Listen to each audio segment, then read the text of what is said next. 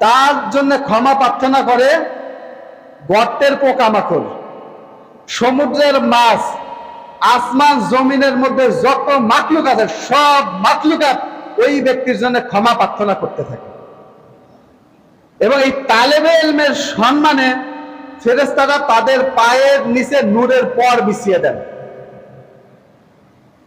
অর্থাৎ ওই যে বিদেশ থেকে যখন কোন রাষ্ট্রদূত বা প্রধানমন্ত্রী আসে তখন কি করে, তার সম্মানে লাল গালিচা বিছিয়ে দেওয়া হয় না?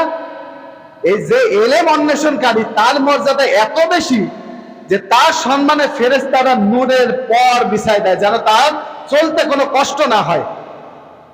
সেই নূরের ফেরেশতাদের নূরের পরের উপরে সে চলতে থাকে। বুঝতে পারছ? এ হচ্ছে এলেম অর্জনকারীর ফজিলত। যে এলেম অর্জনের জন্য ঘর থেকে বের হয়, গর্তের পিপিলিকা থেকে শুরু করে সমুদ্রের মাছ পর্যন্ত ওই ব্যক্তির জন্য মাগফিরাতের দোয়া করতে থাকে।